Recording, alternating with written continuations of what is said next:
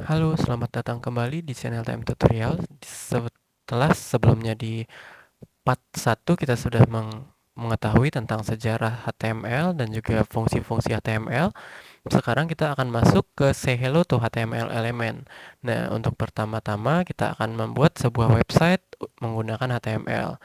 Kita bisa menggunakan kode editor seperti yang kemarin juga sudah saya jelaskan. Nah, di sini untuk membuat sebuah page HTML, kita akan menggunakan HTML element. HTML element ini sendiri terdiri dari bracket pembukaan dan juga penutupan. Perbedaan antara pembukaan dan penutupan elemen ini adalah backslash setelah bracket di pembukaan. Nah, sebagai contoh seperti yang sudah saya tampilkan di layar, kita mencoba untuk menampilkan tulisan Hello World. Nah, ini bisa kita ganti-ganti.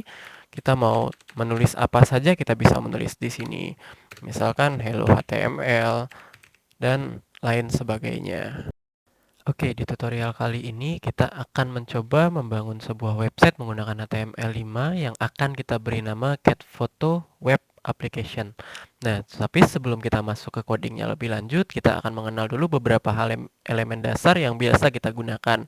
Di sini kita akan mencoba menambahkan elemen H2 atau yang biasa kita sebut subheading.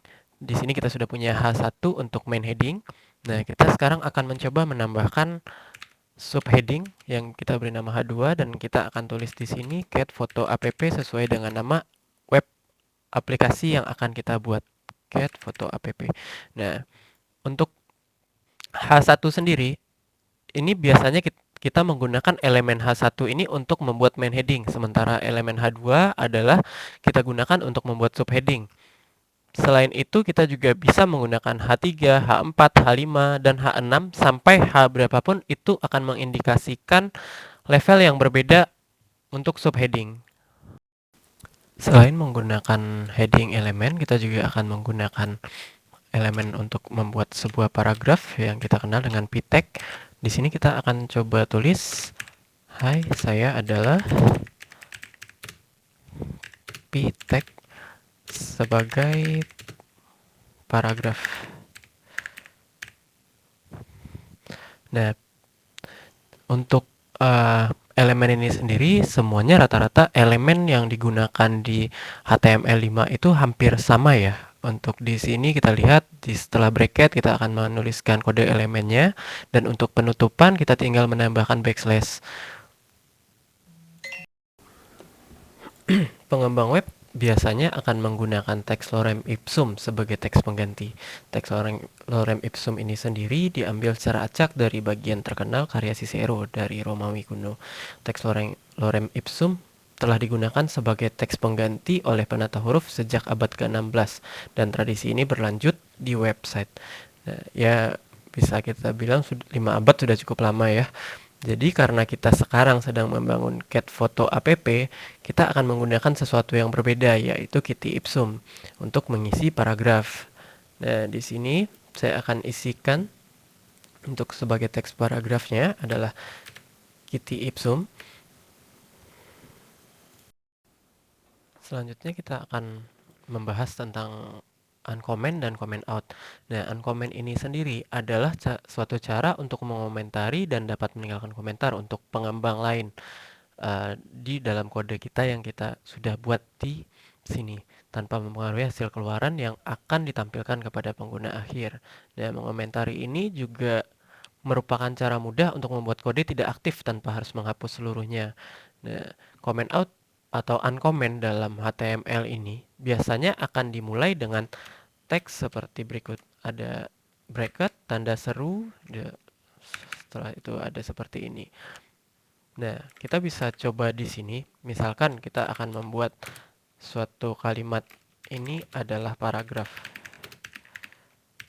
Nah, seperti yang kita lihat, pengembang yang nantinya akan melanjutkan kode kita akan melihat di sini ini adalah bagian paragraf tanpa menghilangkan kode isi paragrafnya. Sementara kalau kita rubah ini menjadi di sini kita tutup untuk comment outnya seperti ini. Sorry. Nah, tulisan dari paragraf ini akan hilang. Jadi perlu kita ingat untuk buat suatu uncomment atau comment out, atau kita bisa sebut ini mengomentari, kita bisa tambahkan di sini bracket, tanda seru, dua tanda strip. Setelah itu di bawahnya baru kita buat lagi dua strip dengan bracket tutup. Oke, jadi di sini kita sudah tahu tentang beberapa elemen comment dan uncomment. Nah, di sini kita akan hilangkan ini comment out-nya dan kita akan hapus main heading kita atau H1 supaya kita bisa langsung masuk ke pembuatan web application kita. Nah, di sini sendiri HTML5 memperkenalkan tag HTML yang lebih deskriptif. Ini termasuk main, header, footer, nav, video, artikel, section, dan lain-lain. Tag ini memberikan struktur deskriptif pada HTML yang kita buat. Membuat HTML kita lebih mudah dibaca dan membantu search engine optimization atau SEO. Nah, bisa kita contohkan di sini. Kita sudah melihat, dan juga HTML5 ini akan membantu mesin pencari dan pengembang lain menemukan konten utama halaman yang kita buat. Nah, di sini kita akan mencoba membuat satu paragraf lagi di bawah paragraf yang pertama. Kita akan melanjutkan paragraf kiti ipsum kita. Nah, tapi tidak cuma itu aja, kita akan menambahkan elemen main di atasnya sebelum ini. Dan kita tutup lagi untuk di bawah dengan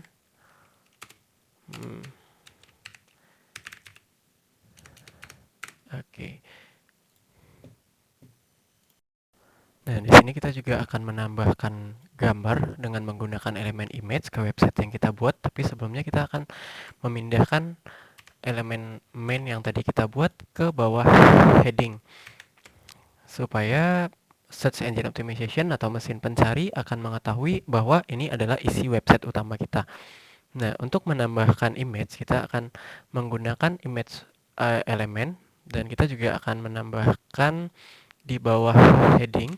Contohnya seperti ini. Kita akan menambahkan image dengan perintah image source, dan kita akan membuat image menggunakan URL. Nah, di sini kita akan menambahkan URL foto kucing.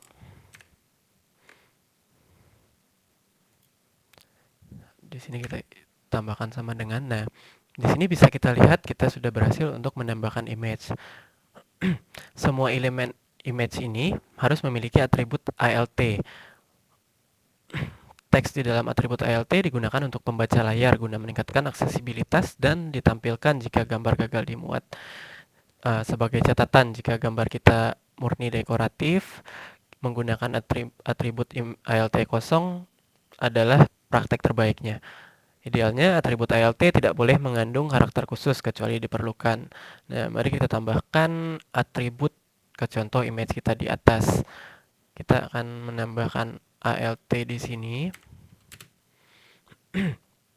ALT-nya kita akan membuat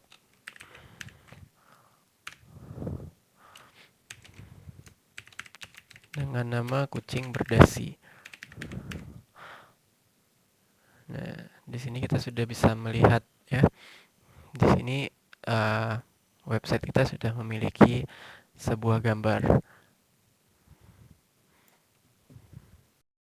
Fungsi dari ALT text tadi yang kita buat adalah jika gambar kita gagal dimuat, sebagai contoh kita coba hapus. Nah, di sini akan memunculkan teks yang sudah kita ketikkan tadi. Selanjutnya kita juga akan membuat link eksternal ke konten di luar halaman web kita. Elemen ini membutuhkan alamat web tujuan yang disebut atribut href. Mereka juga membutuhkan teks anchor. Nah, sebagai contoh seperti ini, kita akan ketikkan a href sama dengan, lalu kita masukkan linknya. Di sini kita akan memasukkan link freecatphotoapp.com, paste. tutup bracketnya. Di sini kita juga akan membuat teks cat photos. Nah, jadi begitu kita klik, dia akan memunculkan halaman lainnya. Maksudnya halaman di luar halaman website yang kita buat.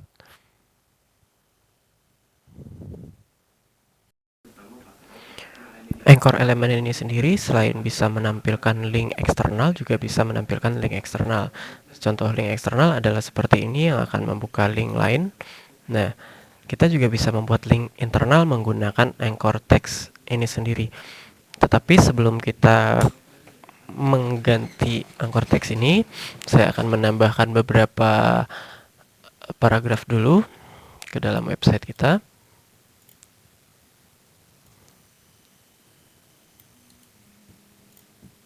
Oke, di sini saya sudah menambahkan beberapa paragraf dan kita akan merubah anchor text kita ini untuk supaya mengakses halaman yang ada di dalam website kita supaya kita bisa melihat isi website kita dengan cepat.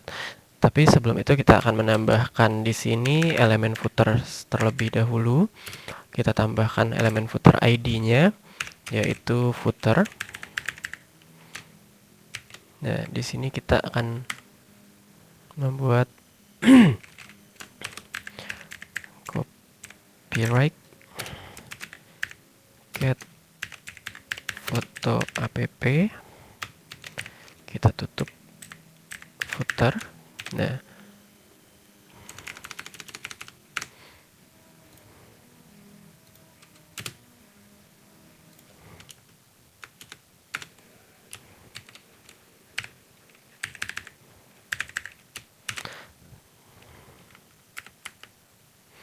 jadi kalau kita melihat di bawah di sini akan ada footer yang bertuliskan get foto app.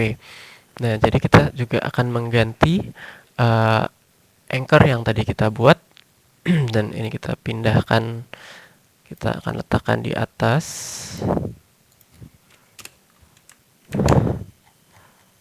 Nah, di sini kita akan merubah menjadi footer seperti sesuai dengan yang tadi sudah kita buat atributnya di bawah dengan ID elemen footer. Di sini kita akan buat tulisan lompat ke bawah.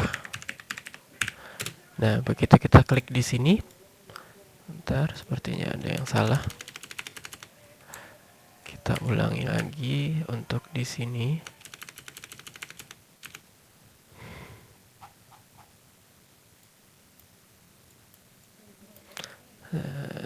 Kita kopikan saja.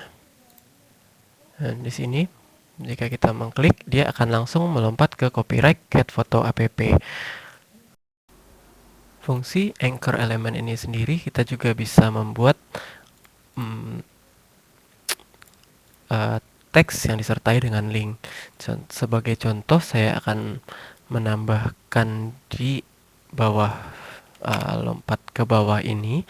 Di sini saya akan membuat satu paragraf yang bertulisan view more. Lalu saya akan memberikan link di sini.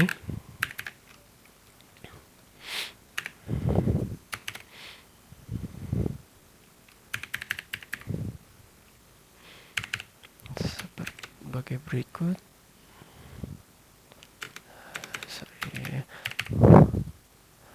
www.freecatfotoapp.com. Kita isikan target blank.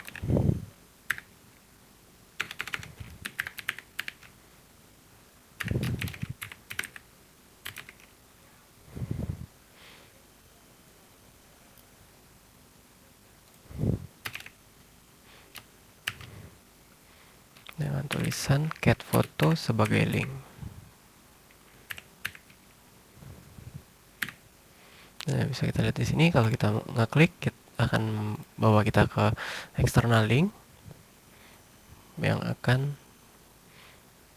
muncul link di luar website kita. Dan mungkin untuk pembahasan kali ini sekian dulu. Nanti akan kita sambung lagi dengan beberapa materi tentang basic HTML. Mohon maaf jika ada kata-kata yang salah dan juga mungkin penyampaian yang kurang. Assalamualaikum warahmatullahi wabarakatuh. Terima kasih telah menonton video saya. Jangan lupa komen, like, dan subscribe untuk kemajuan channel ini.